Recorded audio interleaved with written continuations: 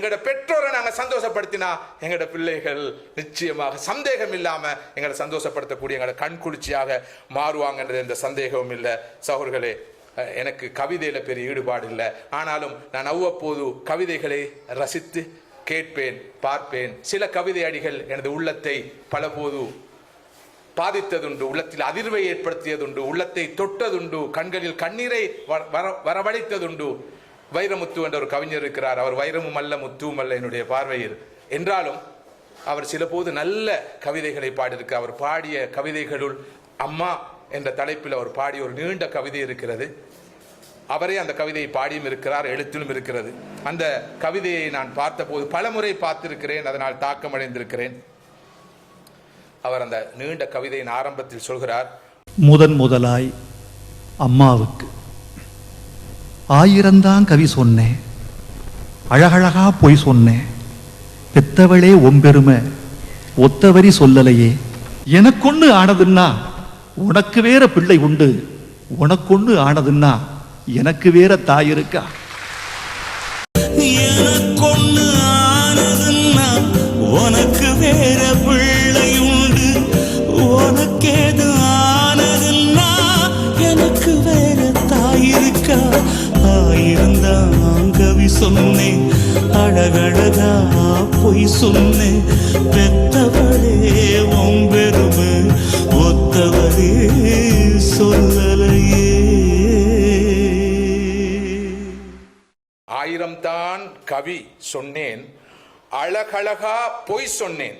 1000 கவி சொன்னேன், அழகழகா பொய் சொன்னேன், பெத்தவளே உன் பெருமை ஒத்தவரி சொல்லலியே. இவ்வளோ கவிதையெல்லாம் பாடினேன், பெத்தவளே உன் பெருமையை பற்றி ஒரு வரி கூட நான் இதுவரை சொல்லலையே என்று சொல்லி போட்டு தன்னுடைய தாயுடைய தன்னை பெற்றெடுத்த அந்த உம்மாவுடைய அந்த அருமையை பெருமையை அடுக்கிக் கொண்டே போறார்.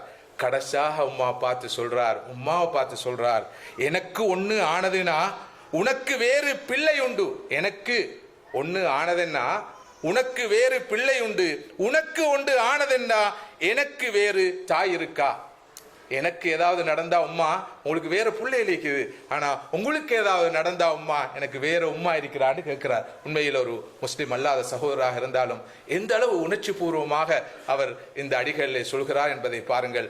இந்த ஒரு உணர்வு ஒரு முஸ்லிமுக்கு பல மடங்கு வர வேண்டும். உலகத்துக்கே பெற்றோர் நலன் பேணலில் முன்மாதிரியானவர்களாக நாம் இருக்க கடமைப்பட்டிருக்கிறோம். அந்த வகையில் அன்புக்குரிய சகோதரிகளே, தாய்மார்களே, எங்களோட உம்மாவையும் வாப்பாவையும் உம்மாவிடத்திலையும் வாப்பாவிடத்திலையும் எங்களோட நேசத்தை அவங்க உணரக்கூடிய வரைகளை போய் கொட்டுவோம் என்ற சில நாளைகள் இல்லாமலும் போகலாம். நன்றே செய், அதை இன்றே செய், அதை இப்போதே செய். அந்த வகையில் நானும் நீங்களும் வஃபாத்தான எமது பெற்றோருக்காக துவா செய்வோம். ரப்பி ரஹம்ஹுமா கமா ரப்பயானி ஸகீரா என்று நாம் சிறியவர்களாக இருந்த போது அந்த தாயும் தந்தையும் எவ்வாறு அன்பூட்டி என்னையும் உங்களையும் வளர்த்தார்களோ அதே போல் அல்லாஹ் தஆலா அவர்களுக்கு ரஹ்மத் செய்ய வேண்டும் என்று எல்லா எமது அமல்களிலும் இபாதத்துகளிலும் தொழுகைகளிலும் துவா செய்வோம்.